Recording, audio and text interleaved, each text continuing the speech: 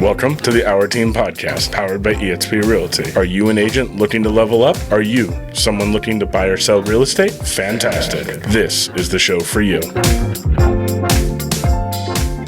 Welcome to the Our Team podcast. I'm Brian Our. Thank you so much for taking the time to join us here today.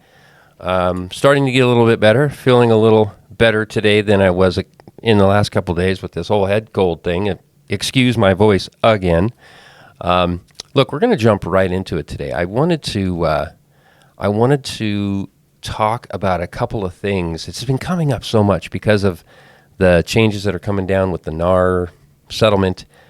Buyers agents kind of having to feel like they've got to earn their place a little more than they ever have, which I think is phenomenally awesome.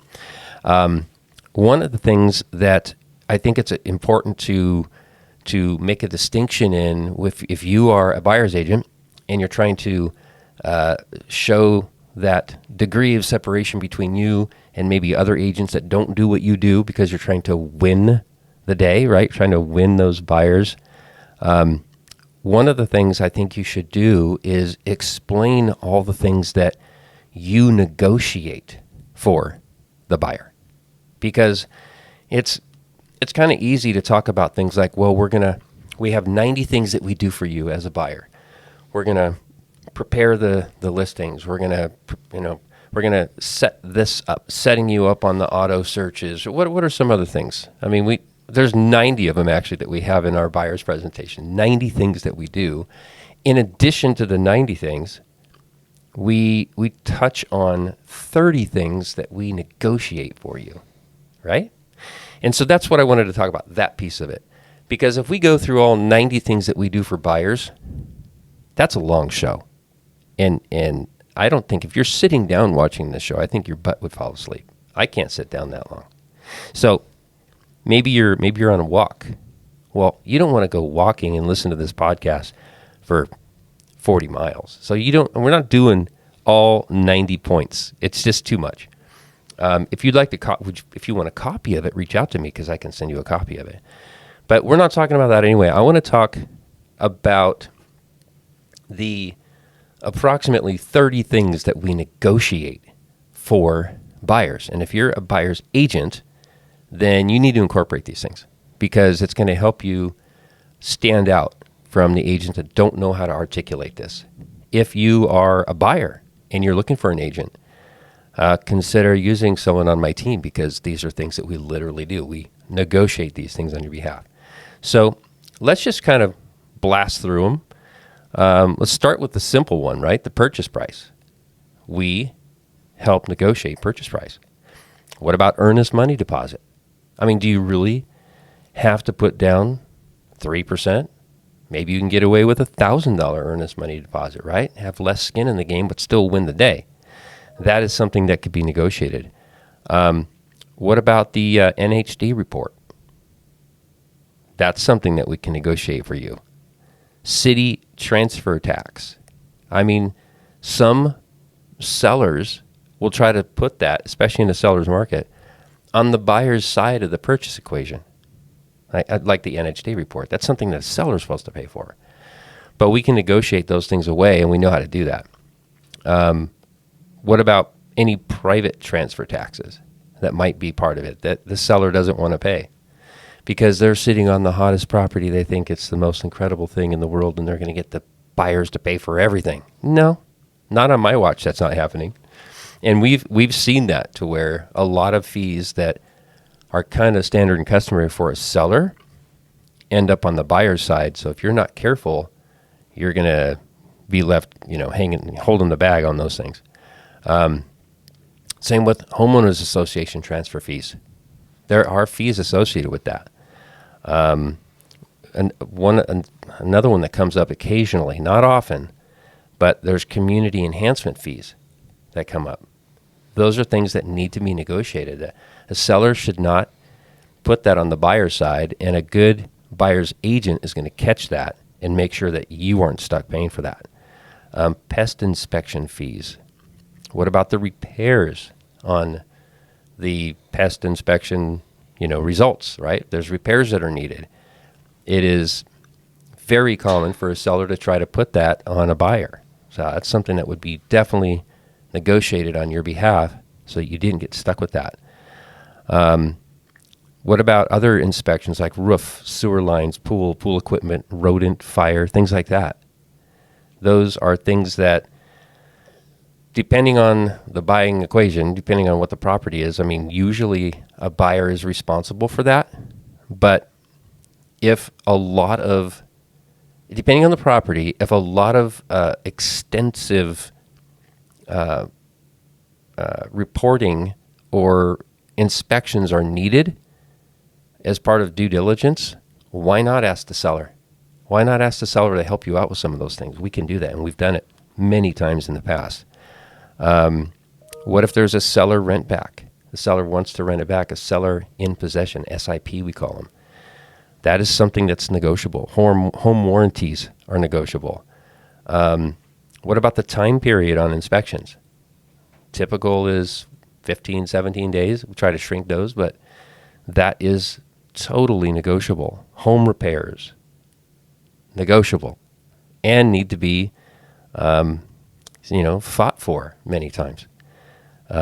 What if there's health and safety concerns about the property? Right, those are things that are going to be negotiated. Loan contingency time periods, totally negotiable. Real days needed to close, negotiable.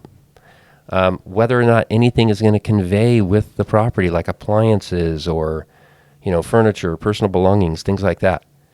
Government requirements, some of those retrofits. Sometimes the seller tries to put that on a buyer. You see where I'm going with this? There's a lot of things that come up that require a buyer's agent's ability to identify those things, to see what side of the transaction that's going to go on, and be able to negotiate those things in the best way for you as a buyer. If things drag out a little bit and there's a notice to perform slapped on the transaction, that's something that can be negotiated, right? Liquidated damages after the fact, negotiated. Arbitration disputes, even buyer broker fees. Those are things that have to be negotiated. Let's talk about that one. Actually, we can end on this one. We're coming into a time where a buyer is going to have to sign an agreement with the agent, and it's going to involve all the things that you do for them, but also your compensation, because a broker that's listing the property cannot pay the agent anymore, the buyer's agent. So it's going to have to come traditionally from the seller through closing costs or some types of, that way to pay your fee as a buyer's agent, or it's going to have to come from the buyer. And so if you're a buyer and you're not really accustomed to how that looks or how that works, you're going to be like, wait a minute, I'm not paying. Why do I have to pay 3% to buy a house, right? Well, if you are such a good negotiator like we just talked about, and you can negotiate all of these things, then you should be able to work with that buyer to negotiate the fee so that the fee isn't paid by your buyer.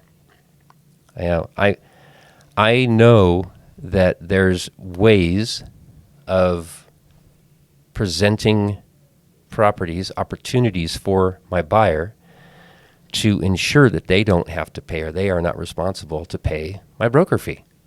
So that right there is a reason you'd want to work with an agent that has good negotiating skills or understands this process really well. Now, I believe I'm worth it if they really want a certain property, and I've been working with them for a very long time, and there's absolutely no way a seller is going to come in with any type of compensation whatsoever, then a buyer is still going to pay our fee. I would negotiate it down for them, of course. I would come down on the fee, whatever it was agreed upon. I'm not going to stick them to 3%. But the truth of the matter is, those things are all kind of in that negotiating bucket, and they're more important now than they ever have been. So just kind of wanted to share that with you. If you feel like I missed any, which I probably did, there's probably more things that a good agent does to negotiate for the buyer. And we haven't even talked about all the different things that if you're a listing agent that you're negotiating on behalf of your seller, but we're just focused on, just the buyer side here.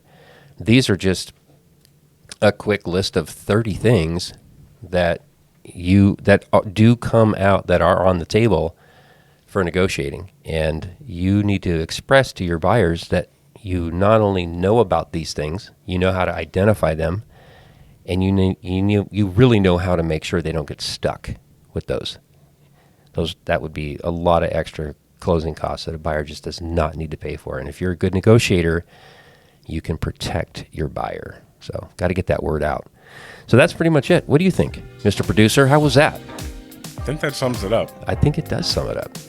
Again, if you think I missed any, or if you think some should be added to this, please comment.